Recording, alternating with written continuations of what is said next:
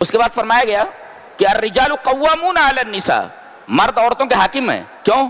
اس کی دو وجہ بتائی گئی، ایک کسبی ایک وہابی. وہابی ہے کہ طاقت کے اعتبار سے، قوت کے اعتبار سے، دماغ کے اعتبار سے، جذبات کے اعتبار سے، ایموشن کے اعتبار سے مرد عورتوں سے افضل ہے.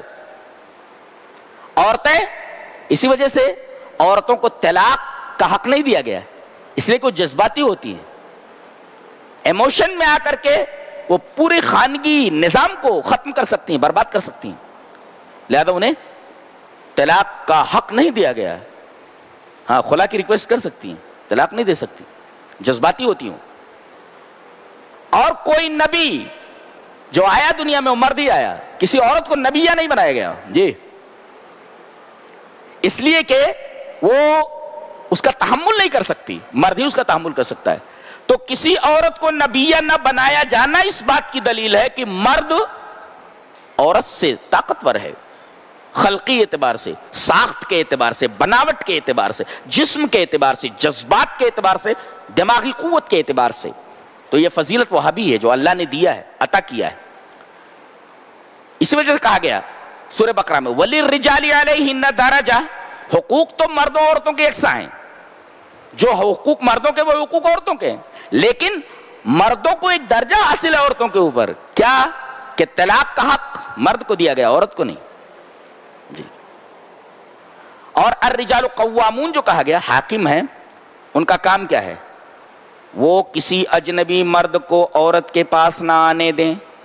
ایک قوام ہے، وہ گھر کا قیام کر رہے، وہ گھر کو قائم کر رہے. کوئی مفسدہ، کوئی خراب چیز عورت دیکھ رہی ہے تو مفاسد سے اس کو روکیں. تیسرے، اگر نماز نہیں پڑھ رہی ہے، اللہ اور اس کے رسول کے حقوق کو ادا نہیں کر رہی ہے تو اس کے اوپر اللہ اور اس کے رسول کے حقوق کو لازم کریں.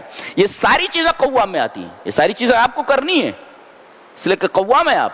تو یہ وہابی ہے. اور کسبی آگے بتایا گیا کہ کسبی یوں ہے کہ تم ان کے اوپر مال خرچ کرتے ہو، تو گویا کہ مال کمانے کی ذمہ داری ہے مرد کی ہے، عورت کی نہیں ہے. وہ امور خانہ داری کی ذمہ دار ہے. کمانے کے جھمیلوں سے اس کو دور رکھا گیا ہے، اس لیے کہ اس کی فطرت ہی نہیں ہے یہ. تو ایک تو وہابی اور ایک تو کسبی، ان دو فضیلتوں کی وجہ سے مردوں کو قوام بنایا گیا ہے. اور اس میں عورتوں کے حق نہیں ہے، اس میں عورتوں کی کوئی بے عزتی نہیں ہے.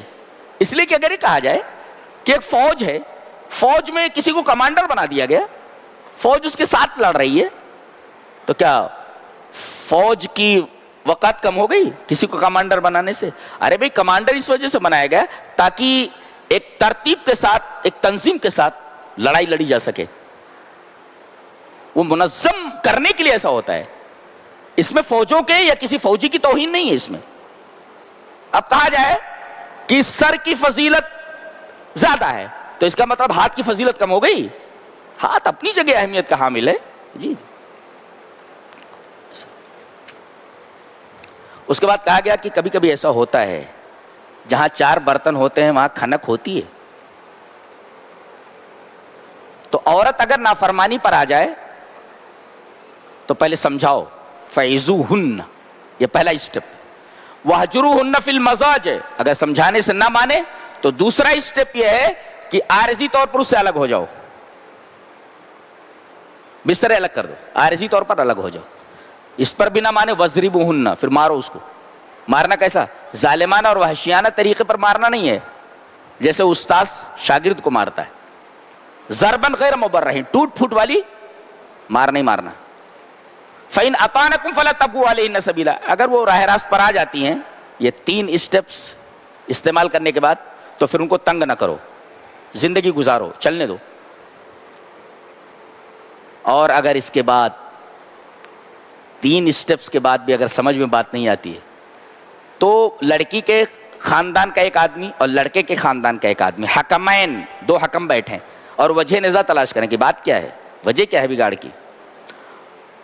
اگر بات بنتی ہے یرید اصلاحا، اگر اصلاح ہو جاتی ہے تو بہت اچھا ہے، اور اگر اصلاح نہیں ہوتی تو وہیں پر حکم فیصلہ کرنے کی طلاق ہو جاتی ہے، طلاق دے دیں، ختم، بات کو ختم کریں.